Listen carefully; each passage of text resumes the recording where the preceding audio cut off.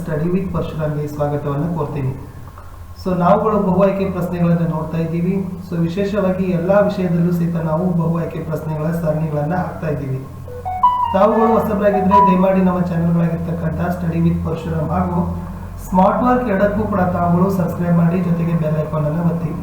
ಅಷ್ಟೇ ಅಲ್ಲದೆ ಬೆಟರ್ ಅಂದರೆ ತಾವುಗಳು ನಮ್ಮ ಟೆಲಿಗ್ರಾಮ್ ಗ್ರೂಪ್ಗೆ ಬಂದು ಸೇರಿಕೊಳ್ಳಿ. ಏಕೆಂದರೆ ನಾವು ಎಲ್ಲ ಪಾಠಗಳ ಒಂದು ಬಹು ಆಯ್ಕೆ ಪ್ರಶ್ನೆಗಳನ್ನು ಶ್ರಮವಹಿಸಿ ಪೂರ್ಣ ಮಾಡಲಿಕ್ಕೆ ಪ್ರಯತ್ನವನ್ನು ಮಾಡ್ತಾ ಇದ್ದೀವಿ.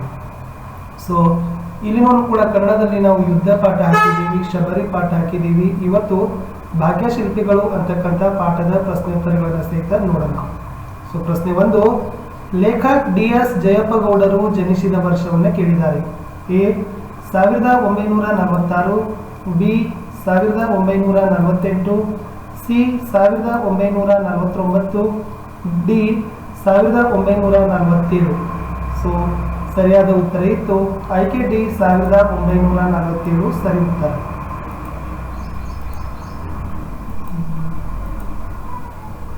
ಓಕೆ,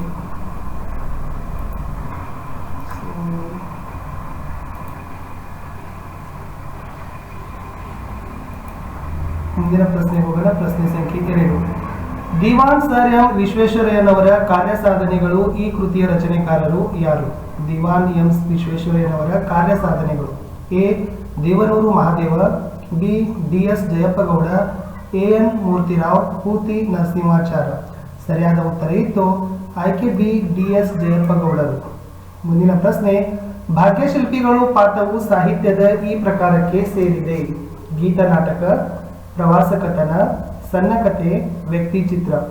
ಭಾಗ್ಯಶಿಲ್ಪಿಗಳು ಪಾಠ ಮುಖ್ಯವಾಗಿ ಅದು ವ್ಯಕ್ತಿ ಚಿತ್ರವಿದಕ್ಕೆ ಸೇರಿದೆ. ಮುಂದಿನ ಪ್ರಶ್ನೆ, ನಾಲ್ವಡಿ ಕೃಷ್ಣರಾಜ ಒಡೆಯರು ಮೈಸೂರು ಸಂಸ್ಥಾನದ ಮಹಾರಾಜರಾಗಿ ಪಟ್ಟಾಭಿಷಿಕ್ತರಾದ ವರ್ಷ ಯಾವುದು? A ಕ್ರಿಸ್ತಶಕ 1895, B ಕ್ರಿಸ್ತಶಕ 1896, C ಕ್ರಿಸ್ತಶಕ 1894 ಮತ್ತೆ D ಇತ್ತು ಕ್ರಿಸ್ತಶಕ 1899.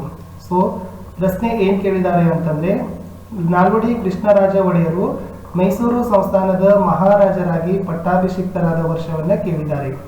ಸೊ ಸರಿಯಾಗಿರ್ತಕ್ಕಂಥ ಉತ್ತರ ಇತ್ತು 4ರದ್ದು A 1895. ಪ್ರಶ್ನೆ 5ಕ್ಕೆ ಹೋಗೋಣ. ಮೈಸೂರು ಸಂಸ್ಥಾನದ ಮಾದರಿ ಮೈಸೂರು ಎಂದು ಹೆಸರಾದದ್ದು ಈ ಒಡೆಯರ ಕಾಲದಲ್ಲಿ. ನೋಡಿ, ಮೈಸೂರು ಸಂಸ್ಥಾನವನ್ನ ಮಾದರಿ ಮೈಸೂರು ಅಂತ ಯಾರ ಒಂದು ಒಡೆಯರ ಕಾಲದಲ್ಲಿ ಹೆಸರು ಆಯಿತು?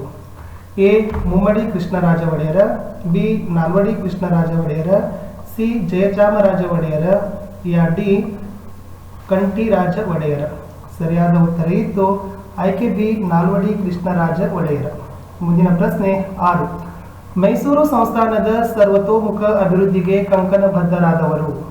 ನಾಲ್ವಡಿ ಕೃಷ್ಣರಾಜ ಒಡೆಯರು, ಸರ್ ಎಂ ವಿಶ್ವೇಶ್ವರಯ್ಯನವರು, ವಾಣಿ ವಿಲಾಸ ಅಮ್ಮನವರು, ಕೆ ಶೇಷಾದ್ರಿ ಅಯ್ಯನವರು. ಸೊ 6ರ ಸರಿ ಉತ್ತರ ಇತ್ತು ನಾಲ್ವಡಿ ಕೃಷ್ಣರಾಜ ಒಡೆಯರು. ಮುಂದಿನ ಪ್ರಶ್ನೆ, ನಾಲ್ವಡಿ ಕೃಷ್ಣರಾಜ ಒಡೆಯರ ಕಾಲದಲ್ಲಿ ಸ್ಥಾಪಿತವಾದ ಪ್ರಜಾಪ್ರತಿನಿಧಿ ಸಭೆಯ ಸದಸ್ಯರ ಸಂಖ್ಯೆ ಎಷ್ಟು? 125, 175, 270, 275. ಸರಿ ಉತ್ತರ 275. ಮುಂದಿನ ಪ್ರಶ್ನೆ, ಪ್ರಜಾಪ್ರತಿನಿಧಿ ಸಭೆ ಶಾಸನಬದ್ಧ ಸಂಸ್ಥೆಯಾಗಿ ಮಾರ್ಪಾಡಾದ ವರ್ಷ ಯಾವುದು? 1921, 1922, 1923, 1924. ಸೊ ಸರಿಯಾಗಿರ್ತಕ್ಕಂಥ ಉತ್ತರ ಇತ್ತು ಪ್ರಶ್ನೆ ಸಂಖ್ಯೆ 8ರದ್ದು ಆಯ್ಕೆ C 1923. ಮುಂದಿನ ಪ್ರಶ್ನೆ, ಕನ್ನಡ ಸಾಹಿತ್ಯ ಪರಿಷತ್ತು ಪ್ರಾರಂಭಿಸಿದವರು. ಮುಮ್ಮಡಿ ಕೃಷ್ಣರಾಜ ಒಡೆಯರ, ನಾಲ್ವಡಿ ಕೃಷ್ಣರಾಜ ಒಡೆಯರ, ಜಯಚಾಮರಾಜ ಒಡೆಯರ, ಕಂಠಿರಾಜ ಒಡೆಯರ. ಸರಿಯಾಗಿರ್ತಕ್ಕಂಥ ಉತ್ತರ ಇತ್ತು ಆಯ್ಕೆ B ನಾಲ್ವಡಿ ಕೃಷ್ಣರಾಜ ಒಡೆಯರ. ಪ್ರಶ್ನೆ 10, ನಾಲ್ವಡಿ ಕೃಷ್ಣರಾಜ ಒಡೆಯರ ಕಾಲದಲ್ಲಾದ ಸ್ವಯಂ ಆಡಳಿತ ಕ್ಷೇತ್ರಗಳು. A ಗ್ರಾಮ ನೈರ್ಮಲೀಕರಣ, B ವೈದ್ಯ ಸಹಾಯ ಮತ್ತು ವಿದ್ಯಾಪ್ರಚಾರ, C ನೀರಿನ ಸೌಕರ್ಯ ಮತ್ತು ಪ್ರಯಾಣ ಸೌಲಭ್ಯ, D ಮೇಲಿನ ಎಲ್ಲವೂ.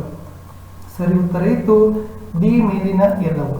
ಪ್ರಶ್ನೆ 11, ಕೃಷ್ಣರಾಜ ಸಾಗರ ಅಣೆಕಟ್ಟು ಸ್ಥಾಪನೆಗೊಂಡ ವರ್ಷ ಯಾವುದು? 1910, 1911, 1916, 1907. 11ರ ಸರಿಯಾದ ಉತ್ತರ ಇತ್ತು 1911ರಲ್ಲಿ ಕೃಷ್ಣರಾಜ ಸಾಗರ ಅಣೆಕಟ್ಟು ಸ್ಥಾಪನೆಗೊಂಡಿತು. ಪ್ರಶ್ನೆ 12. ಸಾಮಾಜಿಕ ಕಾನೂನುಗಳ ಹರಿಕಾರ ಎಂದು ಪ್ರಸಿದ್ಧರಾದವರು? ನಾಲ್ವಡಿ ಕೃಷ್ಣರಾಜ ಒಡೆಯರು, ಸರ್ ಎಂ ವಿಶ್ವೇಶ್ವರಯ್ಯ, ವಾಣಿ ವಿಲಾಸ ಅಮ್ಮನವರು, ಜವಾಹರಲಾಲ್ ನೆಹರು. 12ರ ಸರಿಯಾಗಿರ್ತಕ್ಕಂಥ ಉತ್ತರ ಇತ್ತು ಆಯ್ಕೆ ಎ, ನಾಲ್ವಡಿ ಕೃಷ್ಣರಾಜ ಒಡೆಯರು. ಪ್ರಶ್ನೆ 13.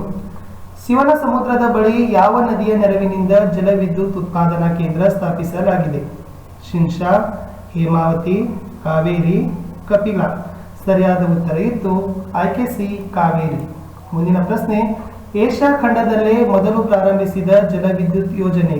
A, Varahi, B, Jog, C, Kaiga, D, ಶಿವನ ಸಮುದ್ರ. ಸರಿಯಾದ ಉತ್ತರ ಇತ್ತು ಶಿವನ ಸಮುದ್ರ. ಪ್ರಶ್ನೆ 14. ಮೈಸೂರು ರಾಜ್ಯದ ಮೊದಲ ವಿಶ್ವವಿದ್ಯಾಲಯವನ್ನು ಕೇಳಿದ್ದಾರೆ. ಮೈಸೂರು ವಿಶ್ವವಿದ್ಯಾಲಯ, ಧಾರವಾಡ ವಿಶ್ವವಿದ್ಯಾಲಯ, ಬೆಂಗಳೂರು ವಿಶ್ವವಿದ್ಯಾಲಯ, ಬೆಳಗಾವಿ ವಿಶ್ವವಿದ್ಯಾಲಯ. 15ರ ಸರಿಯಾದ ಉತ್ತರ ಮೈಸೂರು ವಿಶ್ವವಿದ್ಯಾಲಯ. ಮುಂದಿನ ಪ್ರಶ್ನೆ. ಶಾಲಾ ಪ್ರವೇಶಕ್ಕೆ ಜಾತಿ ಪರಿಗಣನೆಯ ನಿಷೇಧ ಕಾಯ್ದೆ ಜಾರಿಯಾದ ವರ್ಷ ಯಾವುದು? 1914, 1915, 1916, 1917. ಸರಿಯಾದ ಉತ್ತರ ಇತ್ತು 1914.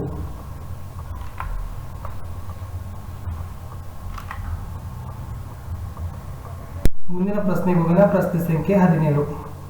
ತಾವು ಕಡಿಮೆ ಮಾತನಾಡಿದ್ದೀರಿ, ಹೆಚ್ಚು ಕೆಲಸ ಮಾಡಿದ್ದೀರಿ ಎಂದು ವಿಶ್ವೇಶ್ವರಯ್ಯನವರಿಗೆ ಹೇಳಿದವರು? ಎ, ಪಂಡಿತ್ ಜವಾಹರಲಾಲ್ ನೆಹರು, ರಾಜೇಂದ್ರ ಪ್ರಸಾದ್, ನಾಲ್ವಡಿ ಕೃಷ್ಣರಾಜ ಒಡೆಯರ, ಲಾಲ ಬಹಾದ್ದೂರ ಶಾಸ್ತ್ರಿ. ಸರಿಯಾದ ಉತ್ತರ ಇತ್ತು ಪಂಡಿತ್ ಜವಾಹರಲಾಲ್ ನೆಹರು. ಮುಂದಿನ ಪ್ರಶ್ನೆ. ಮೊಟ್ಟ ಮೊದಲ ಬಾರಿಗೆ ಸ್ತ್ರೀಯರಿಗೆ ಮತದಾನದ ಹಕ್ಕು ಜಾರಿಗೊಂಡ ವರ್ಷ? 1927, 1928, 1929, 1930. 18ರ ಸರಿ ಉತ್ತರ 1927. ಪ್ರಶ್ನೆ 19.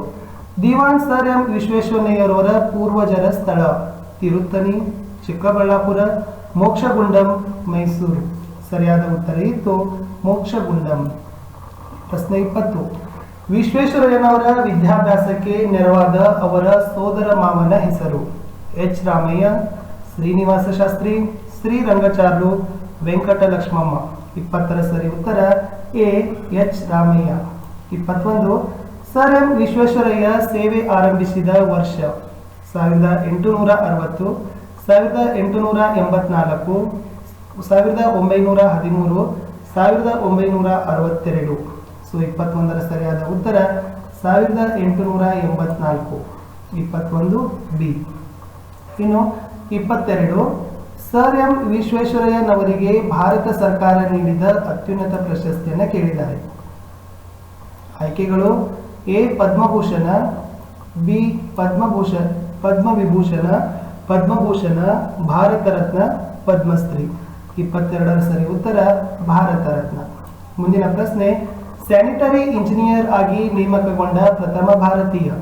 Nalvadi Krishnaraja Wodeyar, K Sheshadri Iyer, sir M Visvesvaraya, Mirza Ismail. ಸರಿಯಾದ ಉತ್ತರ ಸಿ, ಸರ್ ಎಂ ವಿಶ್ವೇಶ್ವರಯ್ಯ.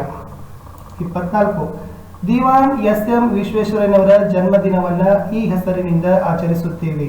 ಪರಿಸರ ದಿನಾಚರಣೆ, ಇಂಜಿನಿಯರ್ಸ್ ದಿನಾಚರಣೆ, ಡಾಕ್ಟರ್ಸ್ ದಿನಾಚರಣೆ, ಶಿಕ್ಷಕರ ದಿನಾಚರಣೆ. 24 ಬಿ, ಇಂಜಿನಿಯರ್ಸ್ ದಿನಾಚರಣೆ.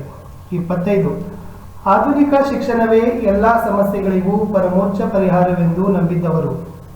ಎ, ದಿವಾನ್ ವಿಶ್ವೇಶ್ವರಯ್ಯ, ನಾಲ್ವಡಿ ಕೃಷ್ಣರಾಜ ಒಡೆಯರ, ದಿವಾನ್ ರಂಗಾಚಾರ್ಲು, ದಿವಾನ್ ಪೂರ್ಣಯ್ಯ. 25ರ ಸರಿಯಾದ ಉತ್ತರ ದಿವಾನ್ ವಿಶ್ವೇಶ್ವರಯ್ಯ. 26. ಕೈಗಾರೀಕರಣ ಇಲ್ಲವೇ ಅವನತಿ ಎಂದು ಘೋಷಿಸಿದವರು? ದಿವಾನ್ ವಿಶ್ವೇಶ್ವರಯ್ಯನವರು, ನಾಲ್ವಡಿ ಕೃಷ್ಣರಾಜ ಒಡೆಯರು, ದಿವಾನ್ ರಂಗಚಾರ್ಲುರವರು, ದಿವಾನ್ ಪೂರ್ಣಯ್ಯನವರು. 26 ಎ, ದಿವಾನ್ ವಿಶ್ವೇಶ್ವರಯ್ಯನವರು. 27. ಮೈಸೂರು ಸಂಸ್ಥಾನದ ಆಡಳಿತ ವೈಖರಿಯನ್ನ ಮುಕ್ತ ಕಂಠದಿಂದ ಹೊಗಳಿದವರು? Lord Sandhurst, Mahatma Gandhiji, sir M ವಿಶ್ವೇಶ್ವರಯ್ಯನವರು, ನಾಲ್ವಡಿ ಕೃಷ್ಣರಾಜ ಒಡೆಯರು. 27ರ ಸರಿ ಉತ್ತರ ಲಾರ್ಡ್ ಸೆಂಡ್ ಹರ್ಟ್ಸ್. 28. ಒಂದು ಪೂರ್ಣ ಕ್ರಿಯಾಪದದೊಂದಿಗೆ ಸ್ವತಂತ್ರವಾಗಿರುವ ವಾಕ್ಯವನ್ನ ಹೀಗೆನ್ನುತ್ತಾರೆ? ಸಂಯೋಜಿತ ವಾಕ್ಯ, ಮಿಶ್ರ ವಾಕ್ಯ, ಸಾಮಾನ್ಯ ವಾಕ್ಯ, ಪ್ರಶ್ನಾರ್ಥಕ ವಾಕ್ಯ. ಸರಿ ಉತ್ತರ ಸಾಮಾನ್ಯ ವಾಕ್ಯ ಅಂತ ಕರೀತಾರೆ. ಮುಂದಿನ ಪ್ರಶ್ನೆ 29. ಒಬ್ಬರ ಹೇಳಿಕೆಯನ್ನ ಯಥಾವತ್ತಾಗಿ ಬರೆಯುವಾಗ ಬಳಸುವ ಲೇಖನ ಚಿಹ್ನೆ: ಅರ್ಧ ವಿರಾಮ ಚಿಹ್ನೆ, ಉದ್ಧರಣ ಚಿಹ್ನೆ, ವಾಕ್ಯವೇಷ್ಟನ ಚಿಹ್ನೆ, ಪ್ರಶ್ನಾರ್ಥಕ ಚಿಹ್ನೆ. 29ರ ಸರಿ ಉತ್ತರ ಉದ್ಧರಣ ಚಿಹ್ನೆ.